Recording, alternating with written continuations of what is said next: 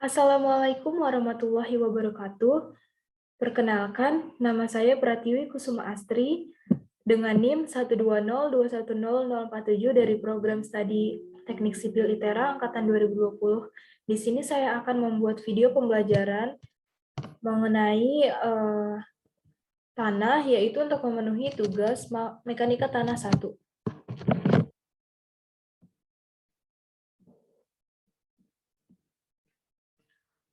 Di sini, bagaimana proses terbentuknya bumi dan patahan. Itu ada 4 teori. Yang pertama, ada teori hipotesa nebula. Jadi, teori hipotesa nebula ini sebuah hipotesa yang beranggapan adanya suatu bintang yang berbentuk kabut raksasa dengan suhu yang tidak terlalu panas karena penyebarannya yang sangat terpencar. Benda tersebut yang kemudian disebut sebagai awal mula dari matahari. Matahari digambarkan sebagai suatu benda atau massa yang bergaris tengah 2 billion mil yang berada dalam keadaan berputar. Gerakan tersebut menyebabkan matahari ini secara terus-menerus akan kehilangan daya, sehingga energinya dan akhirnya itu mengerut.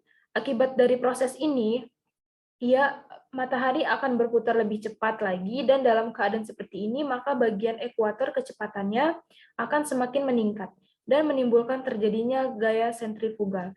Gaya ini akhirnya akan melampaui tarikan dari gaya beratnya, yang semula mengimbanginya dan menyebabkan sebagian dari bahan yang berasal dari matahari tersebut terlempar. Bahan-bahan yang terlempar ini kemudian dalam perjalanan juga berputar mengikuti induknya, juga akan mengkerut dan menyebabkan sejumlah planet-planet. Yang kedua, itu ada teori planetesimal. Teori planetesimal ini dicetuskan oleh Thomas C. Chamberlain and Forrest R. Moulton. Teori ini mengemukakan adanya suatu bintang yang besar yang menyusup dan mendekati matahari. Akibatnya, sebagian dari bahan yang membentuk matahari akan terkoyak dan direnggut dari peredarannya. Mereka berpendapat bahwa bumi kita ini terbentuk dari bahan-bahan yang direnggut tersebut yang kemudian memisahkan diri dari matahari. Berikut contoh dari hipotesa planetesimal. Kemudian teori berikutnya yaitu ada hipotesa pasang surut bintang. Hipotesa pasang surut bintang ini pertama kali dikemukakan oleh James pada tahun 1917. Planet dianggap terbentuk karena mendekati bintang lain kepada matahari. Keadaan yang hampir bertabrakan menyebabkan tertariknya sejumlah besar materi dan matahari dari bintang lain tersebut oleh gaya pasang surut bersama mereka, yang kemudian terkondensasi menjadi planet. Namun, astronom Harold Jarreau tahun 1929 membantah bahwa tabrakan yang sedemikian itu hampir tidak mungkin terjadi. Demikian pula astronom Henry Norris Raeus mengemukakan keberatannya atas hipotesa tersebut. Jadi di sini ada contoh dari pasang surut bintang, gambarannya tuh seperti ini. Kemudian yang teori terakhir itu ada hipotesa kondensasi. Hipotesa kondensasi ini mulanya dikemukakan oleh astronom Belanda yang bernama J.P. Kuiper pada tahun 1905 sampai 1973. Hipotesa kondensasi ini menjelaskan bahwa tata surya terbentuk dari bola kabut besar yang berputar membentuk cakram raksasa. Terus dia mengemukakan bahwa alam semesta ini terdiri atas formasi bintang-bintang. Formasi bintang-bintang itu memiliki pusat-pusat peredaran dari masing-masing formasinya. Yang pusat-pusat tersebut terdiri dari gas hidrogen, dan pusat-pusat yang memiliki daya tarik yang lebih besar dari lainnya berubah menjadi matahari. Kemudian di sini dijelaskan ada proses terjadinya patahan. Yang pertama itu terjadi ketika suatu batuan mengalami retakan, yang kejadian ini berkaitan erat dengan tekanan dan kekuatan batuan yang mendapatkan gaya sehingga timbul adanya retakan atau fraktur. Tekanan yang diberikan mampu memberikan perubahan pada batu dengan waktu yang sangat lama dan memberikan gerakan sebesar 1/100 cm dan sampai beberapa meter. Ketika ini terjadi, maka akan timbul sebuah gaya yang sangat besar yang berdampak bagi sekitarnya saat suatu batuan mengalami patahan atau yang sering kita sebut sebagai gempa. Nah, di sini juga dijelaskan tentang jenis-jenis peta. Yang pertama itu peta geologi pendahuluan. Peta geologi pendahuluan ini ditujukan untuk memberikan gambaran keadaan geologi umum dari daerah yang diselidikinya. Yang kedua itu ada peta geologi detail, yaitu peta yang sudah lebih terarah kepada keperluan dan pemakaiannya. Karena telah ditunjang oleh data yang lengkap, terutama data bawah permukaan tanah. Kemudian, apa sih kegunaan peta geologi, terutama di bidang konstruksi? Yang pertama itu, mendukung perencanaan pembangunan. Peta geologi dimanfaatkan pemerintah dan juga swasta untuk keperluan pemantauan, perencanaan, dan juga evaluasi hasil dari pembangunan yang sedang dikerjakan. Yang kedua, sebagai peta struktur, digunakan sebagai peta struktur dengan skala sedang sampai besar. Peta ini akan memperlihatkan garis dari kedalaman yang dikonstruksi pada permukaan lapisan tertentu yang terletak di dalam bawah tanah. Yang ketiga, itu ada peta geologi untuk pembangunan nasional. Ini sama seperti fungsi yang tadi, yang pertama yaitu perencanaan pembangunan. Jadi, mendukung banyak program perencanaan pembangunan di sebuah wilayah yang mencakup tahap perencanaan. Dari peta geologi ini akan memberikan informasi dalam bentuk jenis dan juga penyebaran batuan, susunan morfologi, kemiringan lereng, urutan variasi bebatuan, tingkat rentan tanah, dan juga pengambilan keputusan atas layak atau tidaknya sebuah wilayah untuk dibangun sebuah bangunan tertentu. Yang keempat itu di bidang transportasi ya. Ini untuk merancang jaringan jalan raya atau jalan umum, kelistrikan, berbagai pipa untuk air, dan kegunaan lain, serta untuk jaringan kabel atau telepon. Nah, pasti pada nanya kan, itu tuh terbentuknya batuan itu gimana sih gitu. Nah, yang pertama itu ada magma. Jadi, di dalam siklus batuan, proses pembentukan batuan diawali dari magma sebagai induk dari segala batuan, pembentuk litosfer, magma yang keluar melalui intrusi gunung berapi, ataupun magma yang mengalami ekstrusi. Saat magma mengalami pendinginan di lapisan dalam bumi, di dalam korok atau di permukaan bumi, kemudian terjadi proses pembekuan magma. Kemudian jadilah batuan beku, batuan beku atau batuan beku dalam atau beku luar. Selanjutnya melalui proses penghancuran susunan batuan asal, maka terbentuklah batuan sedimen klastik. Untuk pengendapan melalui proses kimiawi, maka hasilnya berupa batuan sedimen kimiawi. Sedangkan sedimen yang terbentuk oleh bahan organik, maka terjadi pembentukan batuan sedimen organik. Selanjutnya batuan mengalami penambahan suhu dan menghasilkan batuan metamorf. Sedangkan adanya tekanan menghasilkan batuan metamorf dinamakan batuan metamorf dinamo.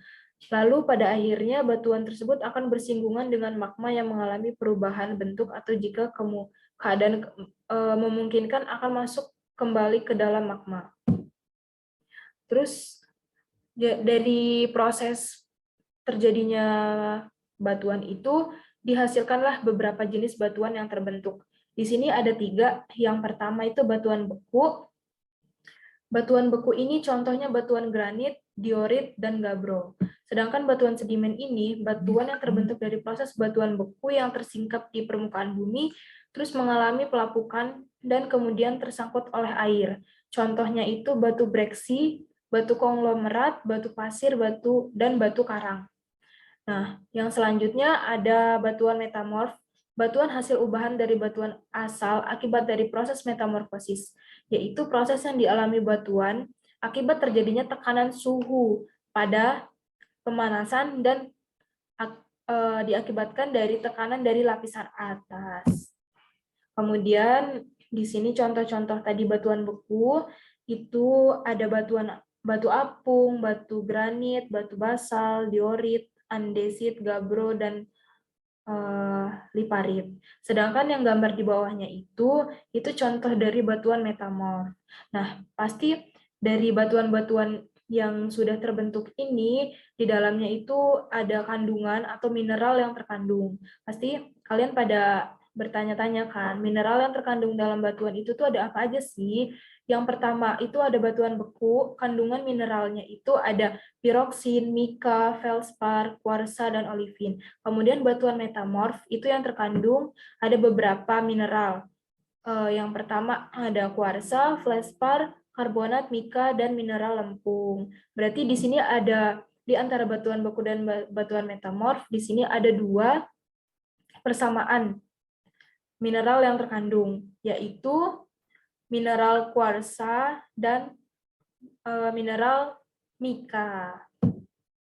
Terus tadi kan udah dijelaskan bahwa terjadinya proses terbentuknya batuan. Sekarang dijelaskan pula proses pelapukan batuan. Ada tiga proses pelapukan batuan. Yang pertama itu pelapukan fisik, ditandai dengan adanya perubahan fisik batuan tanpa mengalami perubahan susunan kimia.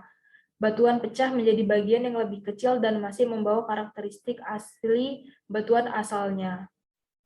Jadi ini tuh batuannya akan hancur ketika unsur-unsur kimia yang berada di dalamnya itu sudah mulai pudar gitu. Jadi dia mineralnya itu tuh sudah hilang, cuman bentuk asli dari batuan tersebut tuh masih ada.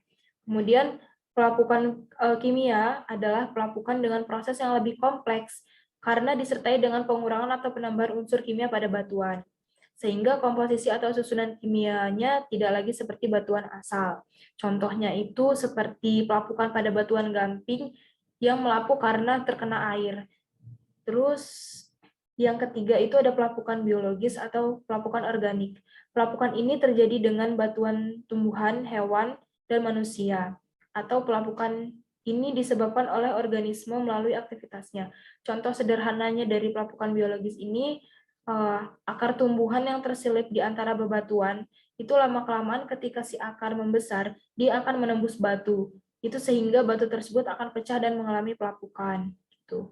Jadi ini kayak ada di pohon-pohon besar kayak misalkan pohon beringin atau pohon yang besar terus di bawahnya itu ada batu gitu. Jadi tuh batu itu tuh bisa pecah karena terdorong dari akar-akar yang terus tumbuh dari pohon tersebut.